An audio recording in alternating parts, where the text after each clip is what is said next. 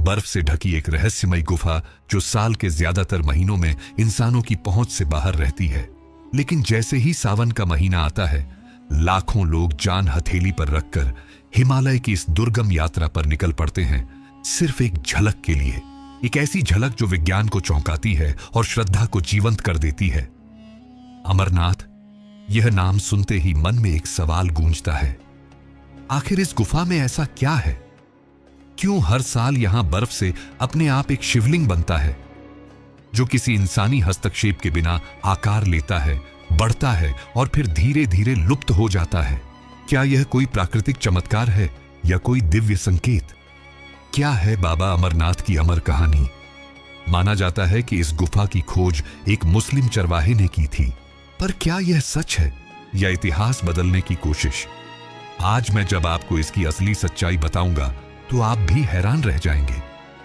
माना जाता है कि यही वो स्थान है जहां स्वयं भगवान शिव ने पार्वती को वह कथा सुनाई थी जो किसी भी इंसान को अमर बना सकती है। लेकिन फिर सवाल उठता है, अगर वह कथा अमृत की थी तो क्या वह आज भी किसी रूप में मौजूद है? क्या वह ज्ञान किसी ने सुन लिया था? और अगर हां, तो कौन था वो जो आज भी जीवित है? लोक कथाएं कहती हैं कि 2 कबूतर उस गुफा में कथा के दौरान मौजूद थे। स्थानीय लोगों का दावा है कि गुफा में एक सफेद कबूतरों का जोड़ा रहता है जो कभी नहीं मरता। 2015 में एक यात्री ने वीडियो बनाया जिसमें 2 कबूतर गुफा के अंदर बैठे दिखे। हैरानी की बात यह कि 1930 के दशक के पुराने फोटोज में भी यही कबूतर दिखाई देते हैं। अमरनाथ की यह गुफा साल में केवल 2 महीने के लिए ही खुलती है और बाकी के 10 महीने बंद रहती है। लेकिन जब यह 10 महीने के लिए बंद होती है तो गुफा के अंदर ऐसा क्या होता है कि वहां इंसानों का जाना मना है?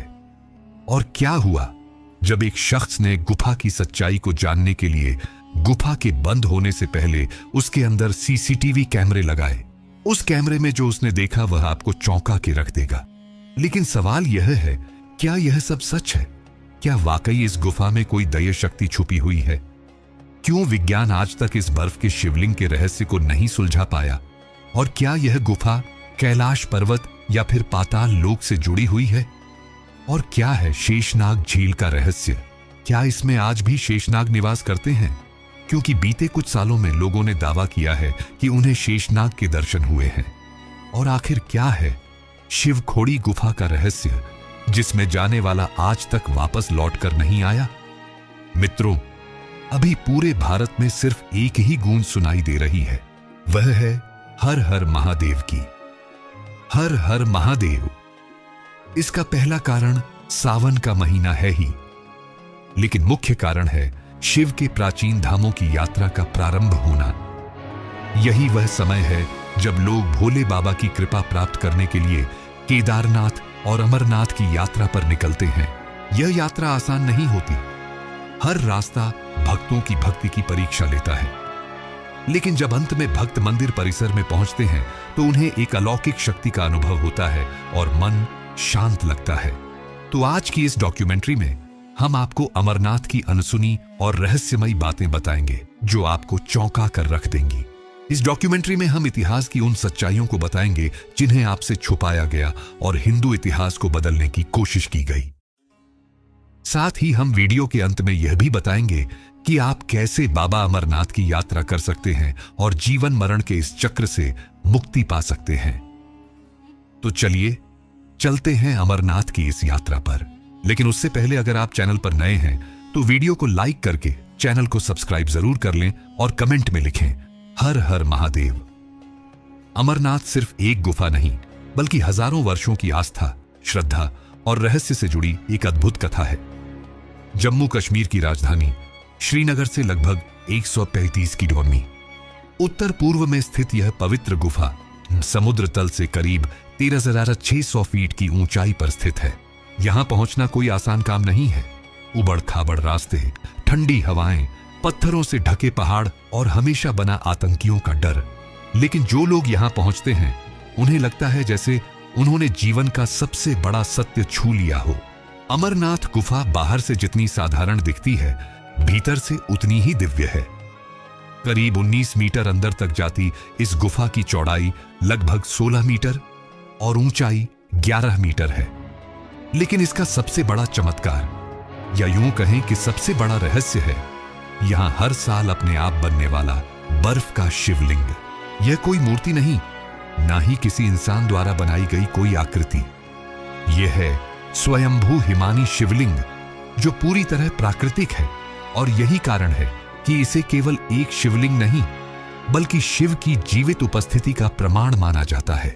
यह शिवलिंग सावन के महीने में बनना शुरू होता है, यानी कि आषाढ़ पूर्णिमा से लेकर रक्षाबंधन तक की अवधि। जैसे जैसे चंद्रमा बढ़ता है, वैसे वैसे यह शिवलिंग भी आकार लेता है। श्रावण पूर्णिमा को इसका आकार अपने चरम पर होता है, करीब 10 फुट ऊंचा। और फिर जैसे जैसे चंद्रमा घटता है, शिवलिंग भी धीरे धीरे विलीन होने लगता है। चमत्कार की बात तो यह है कि यह बर्फ ठोस होती है, इतनी ठोस कि वर्षों तक जमा रहे, जबकि गुफा की बाकी बर्फ नरम होती है, जो हाथों पर रखते ही घुल जाती है। गुफा के भीतर से पानी की बूंदें टपकती हैं। इन्हीं बूंदों से धीरे धीरे शिवलिंग आकार लेता है और इसी स्थान को अमृतत्व की गुफा कहा जाता है, क्योंकि पुराणों के अनुसार यहीं भगवान शिव ने माता पार्वती को अमर कथा सुनाई थी। वह कथा जिसे कोई और ना सुने, इसलिए शिव ने पहले नंदी को, फिर चंद्रमा, सर्प, गण और पंच तत्वों को भी त्याग दिया। यहां तक कि उन्होंने अपने प्रिय रुद्रगणों को भी बाहर छोड़ दिया, ताकि केवल पार्वती यह कथा सुन सके। और यही कारण है कि इस गुफा को तीर्थों का तीर्थ कहा जाता है। यह केवल एक धार्मिक स्थल नहीं, यह एक अनुभव है जो आपको जीवन, मृत्यु और पुनर्जन्म की गहराई से परिचित कराता है। यहां आने वाले श्रद्धालु कोई साधारण यात्रा नहीं करते। कोई पैदल चलता है, कोई डंडी में सवार होकर आता है, तो कोई बर्फ में नंगे पांव, सिर्फ इसलिए कि एक झलक मिल जाए उस शिवलिंग की, जिसे देखना मानो साक्षात शिव के दर्शन करना है। यहां तक कि वृद्ध, बीमार और बच्चे भी इस कठिन यात्रा पर निकलते हैं, क्योंकि ऐसा माना जाता है कि जो जीवन में एक बार भी बाबा अमरनाथ के दर्शन कर ले, वह जन्म मृत्यु के चक्र से मुक्त हो जाता है। यात्रा कठिन है, लेकिन जब आप गुफा के सामने पहुंचते हैं, ठंडी हवाओं के बीच घंटियों की आवाज, हर हर महादेव की गूंज और सामने बर्फ से बने शिव की उपस्थिति, तो मन, वचन और आत्मा तीनों एक साथ झुक जाते हैं। यह है अमरनाथ, जहां हर साल साक्षात शिव हिम के रूप में प्रकट होते हैं। एक ऐसा धाम जहां विज्ञान भी मौन हो जाता है। पर क्या आपने सोचा है कि पर्वत की इन ऊंचाइयों के बीच इतने दुर्लभ स्थान पर इस गुफा की खोज किसने की? माना जाता है कि इस गुफा की खोज एक मुस्लिम चरवाहे ने की थी। तो चलिए अब जानते हैं इस गुफा की खोज का असली इतिहास, जिसे आपसे छुपाया गया। इतिहासकारों के अनुसार अमरनाथ गुफा की खोज 16वीं शताब्दी में एक मुस्लिम चरवाहे ने की थी। दरअसल एक दिन बूटा मलिक नाम का मुस्लिम चरवाहा अपनी बकरियों को चराने पहाड़ों में ले गया। वहां उसे एक साधु मिले, जिन्होंने बूटा मलिक को कोयले से भरा एक थैला दिया। जब बूटा मलिक ने घर जाकर वह थैला खोला, तो उसमें हीरे जवाहरात भरे हुए थे। यह देखकर बूटा मलिक काफी खुश हुआ और वह उस साधु को धन्यवाद देने वापस उस पहाड़ पर गया। पर वह साधु वहां नहीं थे, बल्कि वहां बर्फ से बना एक शिवलिंग था। बाद में यह बात बूढ़ा मलिक ने गांव वालों को बताई और तभी से अमरनाथ की यात्रा शुरू हुई। आज भी अगर आप किसी हिंदू से अमरनाथ के बारे में पूछेंगे, तो आपको यही कहानी बताई जाएगी। लेकिन यह कहानी सिर्फ एक कहानी है, सच्चाई नहीं। 12वीं सदी के कल्हण नामक एक इतिहासकार द्वारा लिखी गई पुस्तक राजतरंगिणी में लिखा गया है कि कश्मीर के राजा संधिमती अमरनाथ की गुफा में जाकर यहां के बर्फीले शिवलिंग की पूजा करते थे। यहां तक कि भारतीय पुरातत्व विभाग भी इस गुफा को 5000 साल से भी ज्यादा पुरानी मानता है, यानी कि यह गुफा महाभारत काल से भी पहले अस्तित्व में थी। एक और ग्रंथ के अनुसार राजा सामदा दामद शैव कश्मीर के राजा थे और वे पहलगाम के पास बर्फ के शिवलिंग की पूजा करने जाया करते थे। और बर्फ का शिवलिंग तो केवल एक ही है, और वह है अमरनाथ। नीलमत पुराण में भी अमरनाथ की गुफाओं का वर्णन मिलता है। यह सारी सच्चाइयां उस समय की हैं जब इस्लामी पैगंबर मोहम्मद का जन्म भी नहीं हुआ था, यानी कि हमें भ्रमित करने के लिए बूटा मलिक की कहानी घड़ी गई। अब इसके पीछे लोगों और इतिहासकारों की क्या मंशा रही होगी, ये तो मैं नहीं जानता, पर सच तो यही है कि यह गुफा हजारों साल पुरानी है और आज भी भोलेनाथ यहां वास करते हैं और साथ ही यहां वास करते हैं वे दो कबूतर जिन्होंने भोलेनाथ से अमृत की कथा सुन ली थी। तो चलिए अब जानते हैं भगवान शिव और इस स्थान के निर्माण से जुड़ी कथा के बारे में। अमरनाथ हिंदुओं के सबसे पवित्र तीर्थ स्थलों में से एक है और हर साल यहां लाखों लोग बाबा बर्फानी शिवलिंग के दर्शन करने के लिए आते हैं। इस शिवलिंग की उत्पत्ति को लेकर हिंदू पौराणिक ग्रंथों में एक कथा मिलती है, जिसके अनुसार इस स्थान पर शिवजी ने माता पार्वती को अमर होने की कथा सुनाई थी। दरअसल एक दिन माता पार्वती ने शिवजी से कहा, प्रभु, मेरा शरीर तो नश्वर है जो एक दिन मृत्यु को प्राप्त हो जाएगा, परंतु आप अमर हैं। आखिर इसका कारण क्या है, ये मुझे भी बताइए। मैं भी अजर अमर होना चाहती हूं। तब शिव ने कहा कि यह सब अमर कथा के कारण है।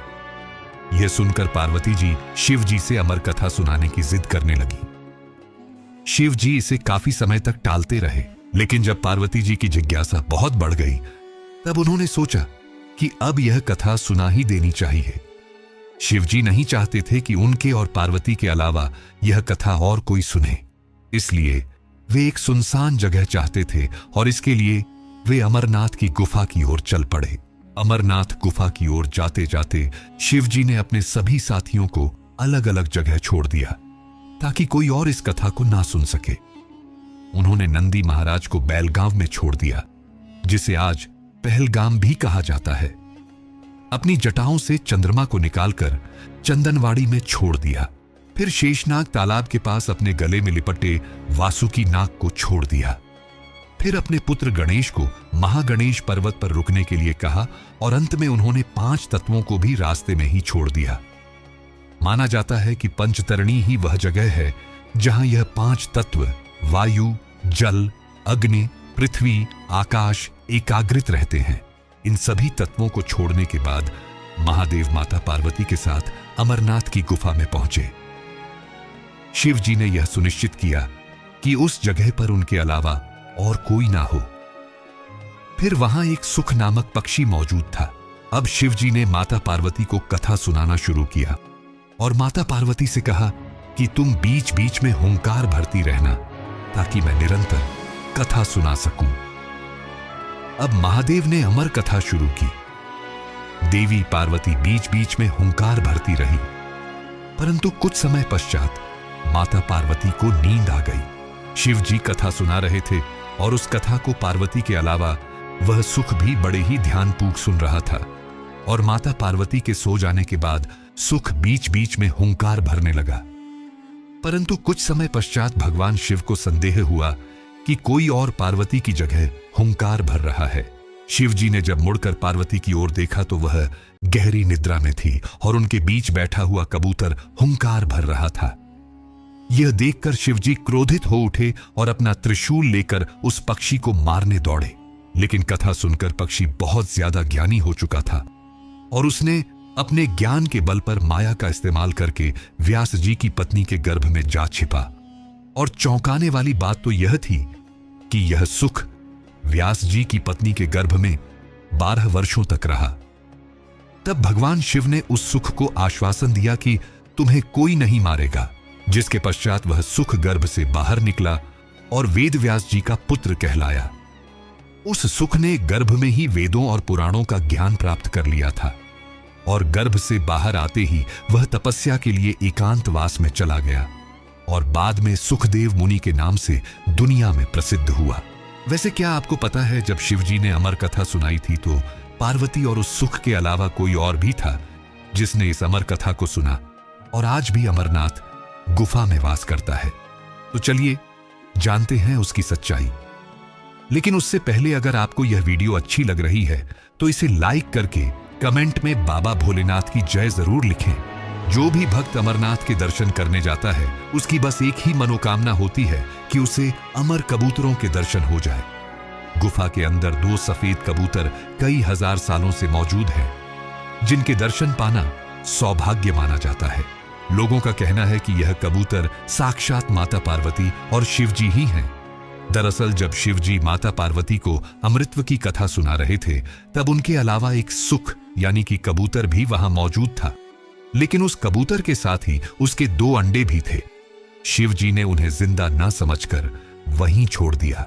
लेकिन कुछ समय बाद उन अंडों से 2 चूजे निकले जो बाद में अमर हो गए, और वही कबूतर का जोड़ा आज भी अमरनाथ की गुफाओं में मौजूद है। और सबसे चौंकाने वाली बात तो यह है कि इतनी ऊंचाई पर जहां ऑक्सीजन की मात्रा ना के बराबर होती है और दूर दूर तक खाने पीने का कोई साधन नहीं है और ना ही आसपास कोई और पक्षी, लेकिन इतनी दुर्लभ स्थिति में भी यह 2 कबूतर सालों से कैसे जिंदा हैं, यह अपने आप में एक चमत्कार है।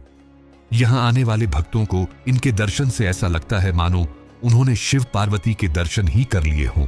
विज्ञान तो आज तक इस चमत्कार को नहीं समझ पाया, पर भक्तों की माने तो यह उनके शिवजी का वश है जहां विज्ञान काम नहीं करता।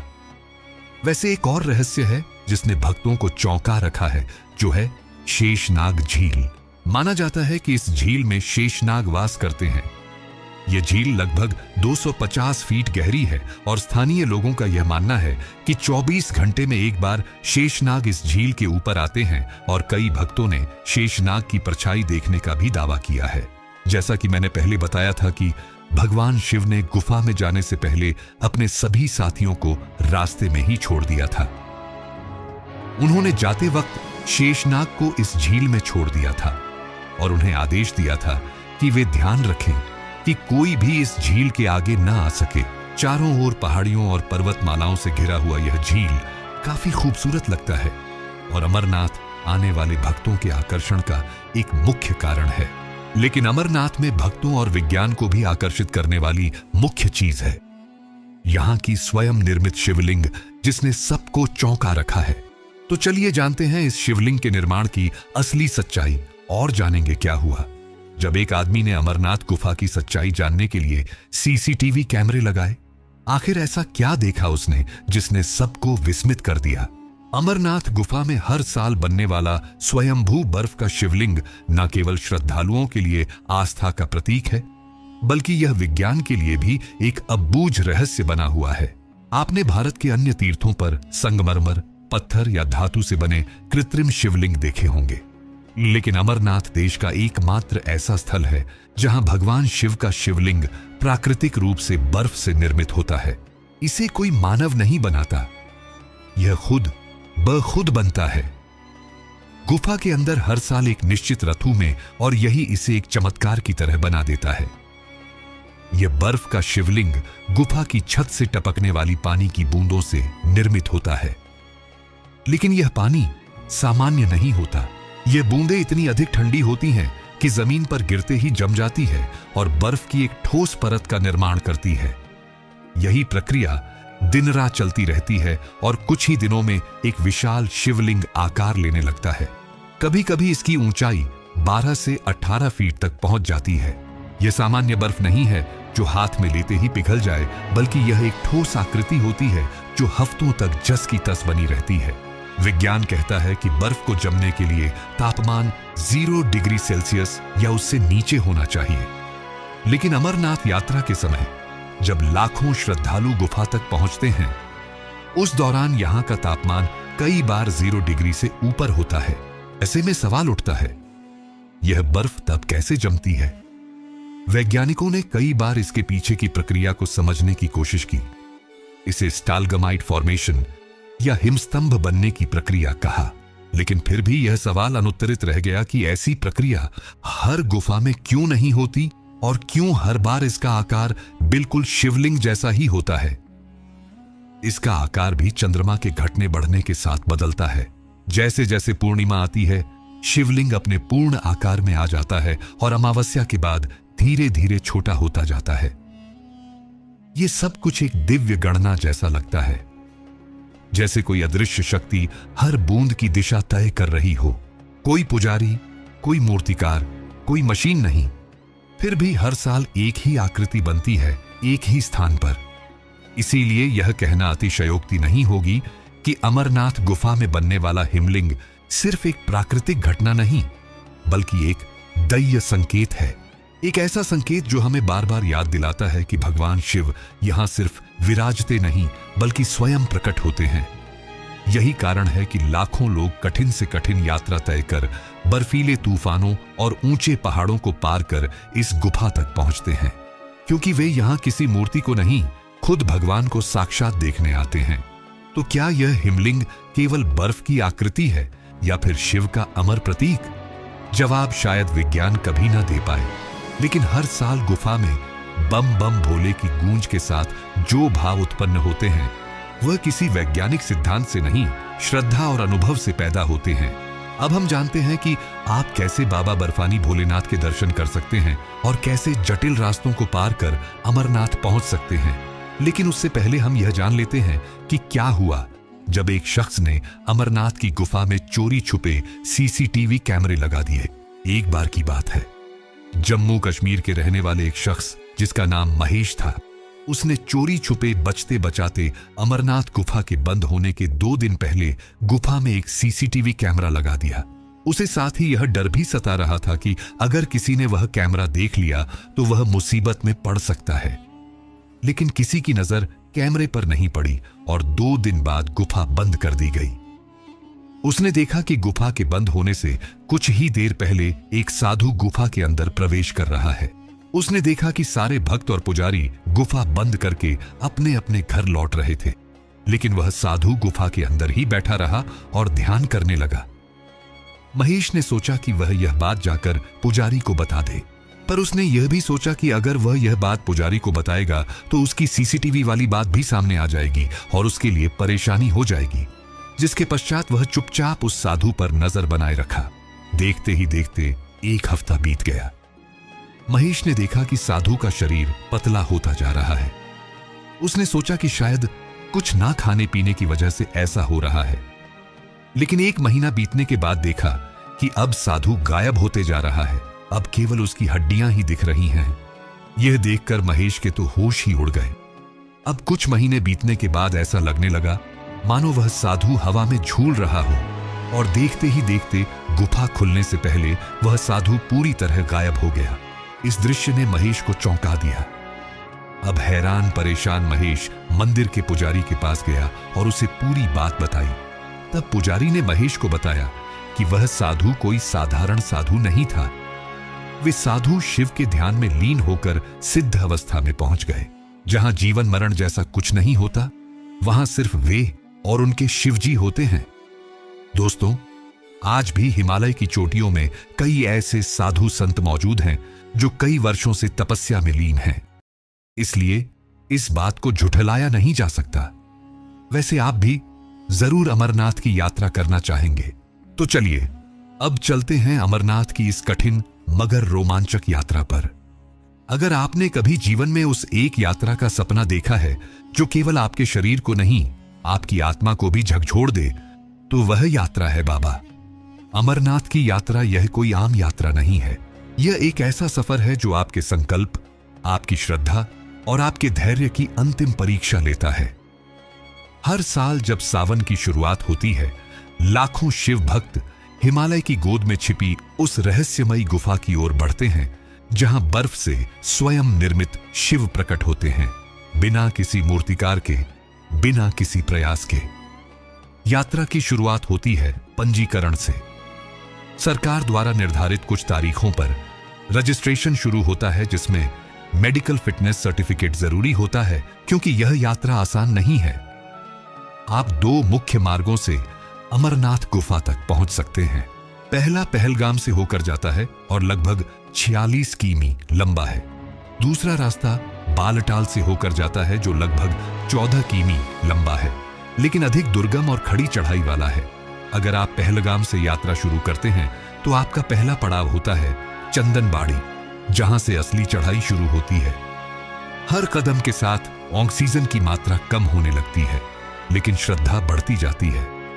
इसके बाद आता है पिस्सू टॉप, जहां की चढ़ाई इतनी कठिन है कि ऐसा लगता है मानो शिव खुद आपके संकल्प की परीक्षा ले रहे हों। फिर आप पहुंचते हैं शेषनाग, एक शांत झील जो मान्यता के अनुसार भगवान शिव के वाहन शेषनाग का वास स्थान है। यहाँ की नीली झील में हिमालय की परछाई इतनी साफ दिखती है कि लगता है आप किसी दूसरी दुनिया में आ गए हैं। रात वहीं गुजारनी पड़ती है। तंबुओं में खुले आसमान के नीचे ठंड हड्डियों तक पहुंचती है, लेकिन भक्तों की टोली बम बम भोले के जयकारों से वातावरण को गमा देती है। अगली सुबह बढ़ते हैं महागुण्स पास की ओर, जो सबसे ऊंचा बिंदु है इस यात्रा का, करीब 14,000 फीट की ऊंचाई पर। वहां से उतरते ही आता है पंचतरणी, जहां 5 धाराओं के मिलने से बनी एक पवित्र जगह है। कहते हैं यहीं भगवान शिव ने 5 पवित्र तत्वों का त्याग किया था। यहीं से गुफा केवल कुछ ही किलोमीटर दूर रह जाती है, लेकिन यही रास्ता सबसे कठिन होता है। गुफा के पास पहुंचते ही जैसे आपकी थकान हवा हो जाती है। दूर से दिखती है एक विशाल चट्टानों के बीच छिपी वह गुफा, जिसके अंदर बर्फ से बना शिवलिंग चुपचाप खड़ा है, मानो हजारों वर्षों से भक्तों की प्रतीक्षा कर रहा हो। जब आप उसके सामने खड़े होते हैं तो समय थम सा जाता है। आपकी सांसें धीमी हो जाती हैं, आंखों में नमी आ जाती है और आपको यकीन हो जाता है कि भगवान केवल किताबों में नहीं, यहां आपके सामने हैं। यात्रा में सुविधाएं हैं, लेकिन सीमित हैं। रास्ते में टेंट, मेडिकल कैंप, लंगर और पोनी पालकी की व्यवस्था होती है, लेकिन ठंड, ऑक्सीजन की कमी, बारिश और भूस्खलन जैसी चुनौतियां हर मोड़ पर आपका इंतजार करती हैं। मोबाइल नेटवर्क गायब हो जाता है और आपको समझ आता है कि अब आप शहरों की दुनिया में नहीं, शिव की भूमि में हैं। अमरनाथ यात्रा केवल चढ़ाई नहीं है, यह अहंकार से भक्ति तक की यात्रा है। हर कदम पर आप अपने भीतर की कमजोरियों को पीछे छोड़ते हैं और भगवान के एक कदम और पास पहुंचते हैं। जब आप वापस लौटते हैं तो आपके शरीर में थकावट होती है, लेकिन आत्मा में सुकून, क्योंकि अब आप सिर्फ लौटे नहीं हैं, बाबा अमरनाथ के दर्शन करके लौटे हैं। हर साल सावन आते ही बर्फ से ढकी घाटियों में जयकारों की गूंज सुनाई देने लगती है। हर हर महादेव, बम बम भोले। हजारों श्रद्धालु हिमालय की गोद में बसे उस रहस्यमयी गुफा की ओर बढ़ते हैं, जहां भगवान शिव स्वयं बर्फ के रूप में प्रकट होते हैं। लेकिन क्या आपको पता है कि इस श्रद्धा के सफर पर हर कदम के साथ एक और साया चलता है, डर का, खतरे का और आतंक का। पिछले 30 सालों में अमरनाथ यात्रा सिर्फ एक आध्यात्मिक यात्रा नहीं रही, यह बन चुकी है आस्था और आतंक के बीच चल रही एक लंबी लड़ाई का प्रतीक। वो गुफा जहां भगवान शिव ने माता पार्वती को अमृता का रहस्य सुनाया था, उस पवित्र स्थान को भी आतंकियों ने बार बार लहूलुहान करने की कोशिश की है।